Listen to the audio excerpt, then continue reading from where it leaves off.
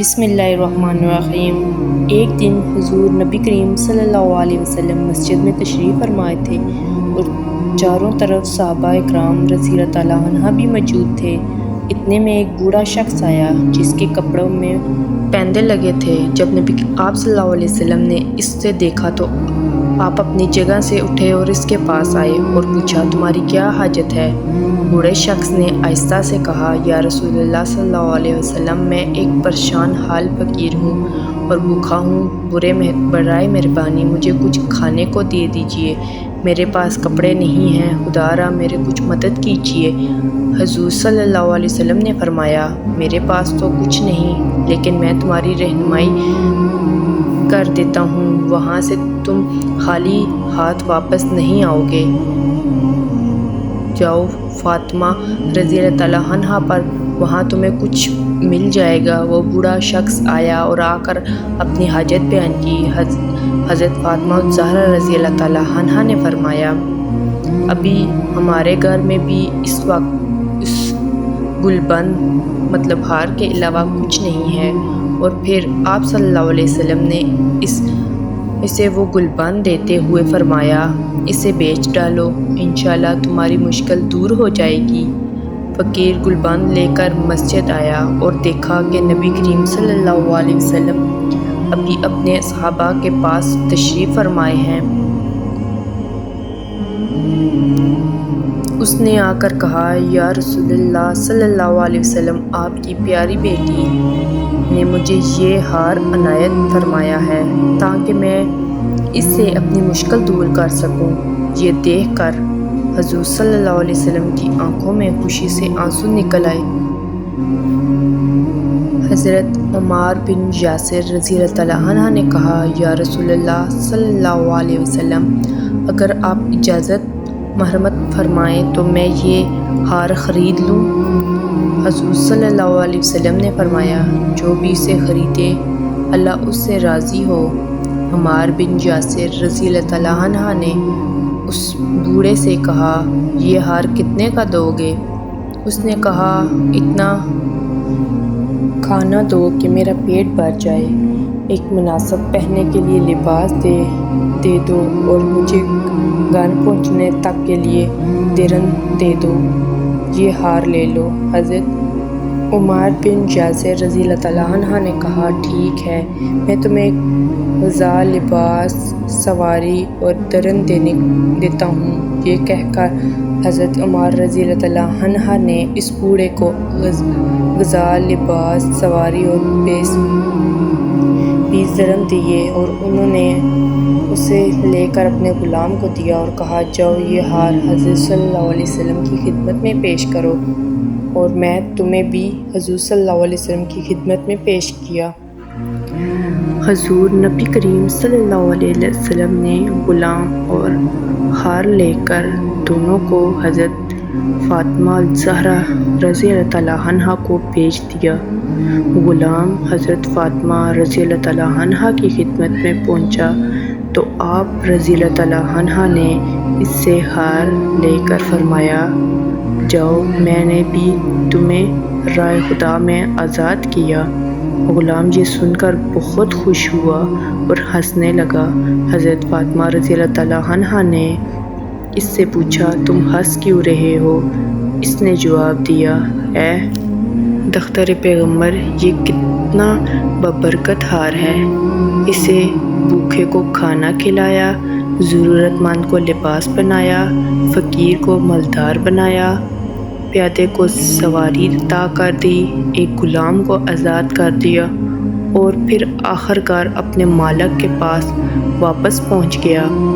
حضرت فاطمہ الزہرا رضی اللہ تعالیٰ عنہا کا گھر حضور نبی کریم صلی اللہ علیہ وسلم کے گھر سے کس قدر فاصلے پر تھا، آنے جانے میں تکلیف ہوتی تھی۔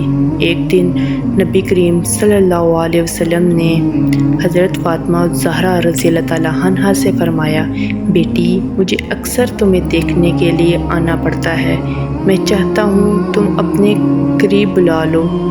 حضرت فاطمہ الزہرا رضی اللہ تعالیٰ عنہا نے عرض کیا، آپ صلی اللہ علیہ وسلم کے قرب حجور میں حارث بن نعمان رضی اللہ تعالیٰ عنہ کے بہت سے مکانات ہیں، آپ ان سے فرمائیے وہ کوئی نہ کوئی مکان خالی کر دیں گے۔ حضرت حارث بن نعمان رضی اللہ تعالیٰ عنہ ایک دولت مند انصاری تھے اور کئی مکانات کے مالک تھے۔ جب سے حضور صلی اللہ علیہ وسلم مدینہ تشریف لائے تھے اور اپنی کئی مکانات یکے بعد دیگر حضور صلی اللہ علیہ وسلم کی نظار کر چکے تھے،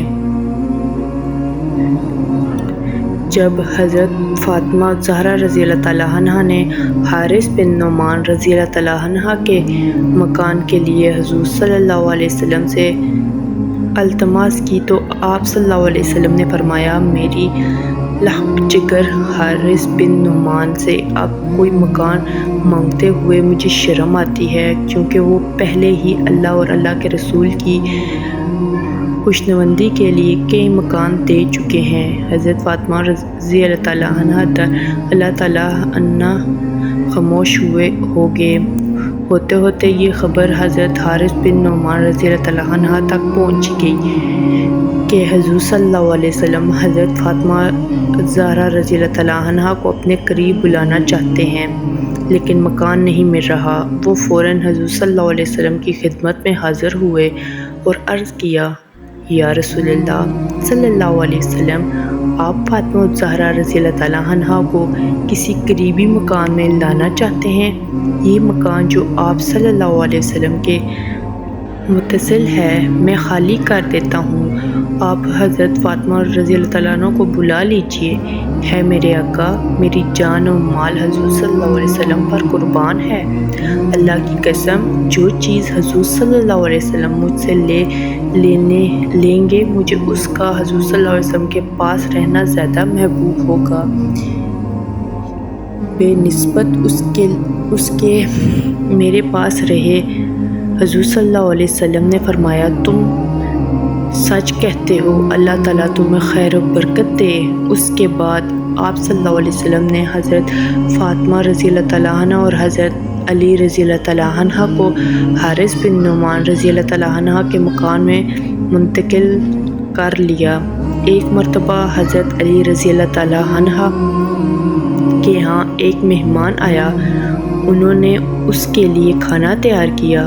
حضرت فاطمہ رضی اللہ تعالیٰ عنہ نے کہا کہ اگر ہم رسول اللہ صلی اللہ علیہ وسلم کو بھی بلا لیں اور آپ صلی اللہ علیہ وسلم ہمارے ساتھ کھانا کھائیں تو بہتر ہے۔ چنانچہ آپ صلی اللہ علیہ وسلم تشریف لائے اور دروازے کے دوران بازوؤں پر ہاتھ رکھ کر کھڑے ہو گئے۔ آپ صلی اللہ علیہ وسلم نے دیکھا کہ دروازے پر ایک رنگین پردہ لٹکا ہوا ہے اور حضرت فاطمہ رضی اللہ تعالیٰ عنہ کے ہاتھ میں چاندی کے 2 کنگن ہیں۔ آپ صلی اللہ علیہ وسلم یہ دیکھ کر واپس لوٹ گئے۔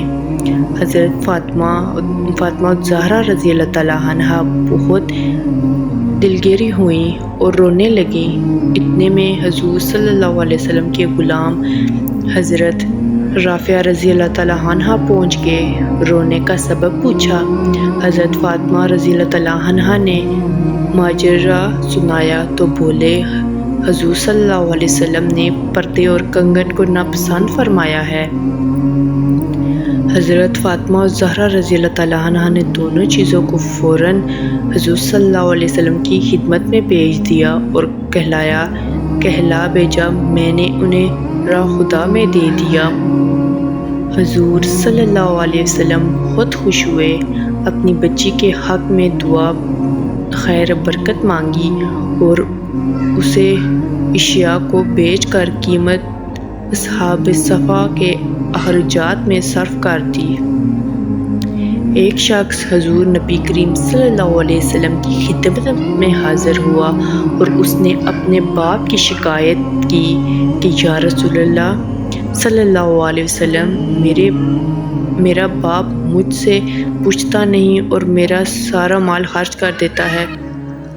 آپ صلی اللہ علیہ وسلم نے ان کے والد محترم کو بلاوا بھیجا جب ان کے والد کو پتہ چلا کہ میرے بیٹے نے رسول صلی اللہ علیہ وسلم سے میری شکایت کی ہے تو وہ دل میں رنجیدہ ہوئے اور رسول صلی اللہ علیہ وسلم کی خدمت میں حاضری کے لیے چل پڑے۔ چنانچہ اہل عرب کی گڑی میں شہری تھی تو راستے میں کچھ اشعار ذہن میں آ گئے۔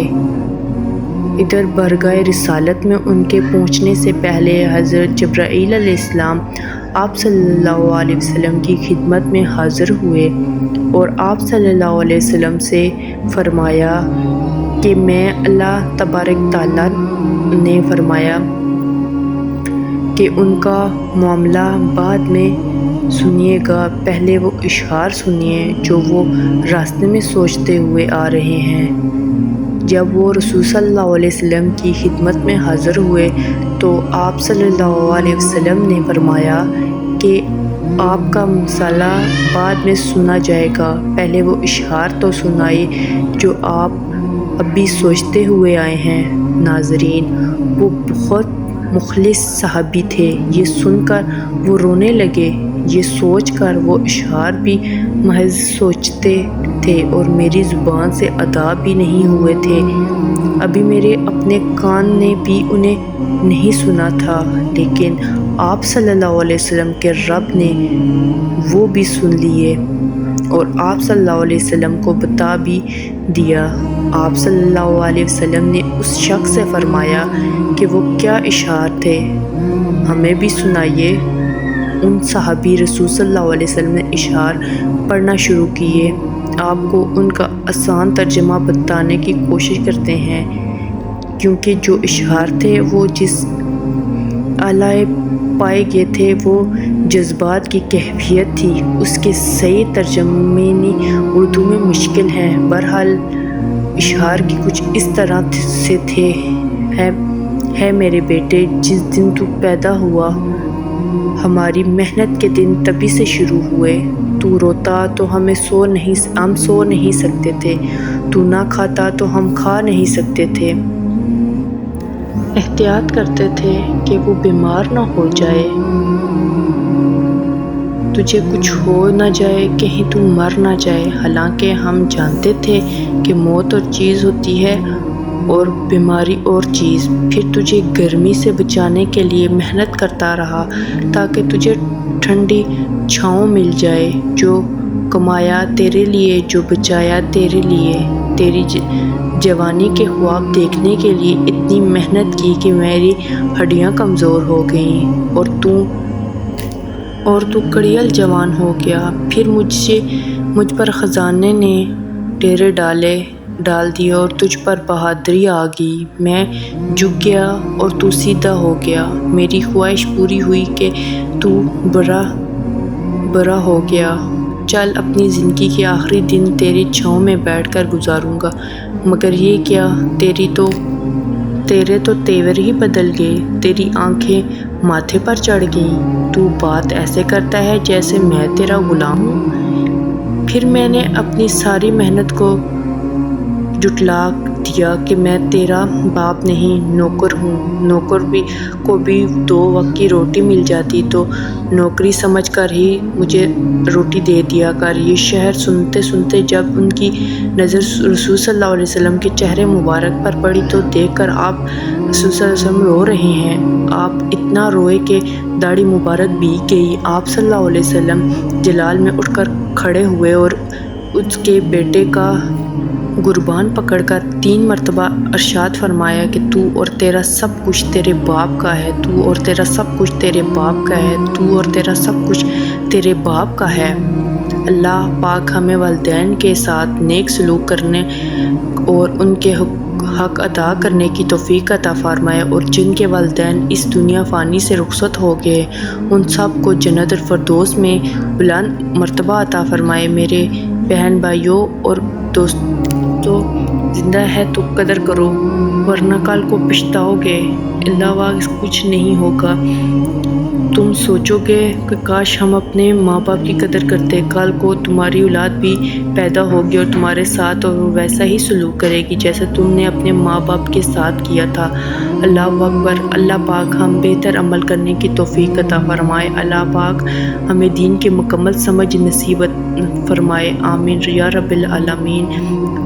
ناظرین، کمنٹ باکس میں ایک بار والدین کی شان میں ایک الفاظ ضرور ٹائپ کریں۔ شکریہ۔ اللہ حافظ۔ السلام علیکم۔ اگر ہماری ویڈیو اچھی لگی ہو تو چینل کو سبسکرائب کیجیے۔ شکریہ۔ اللہ حافظ۔ السلام علیکم ورحمۃ اللہ وبرکاتہ۔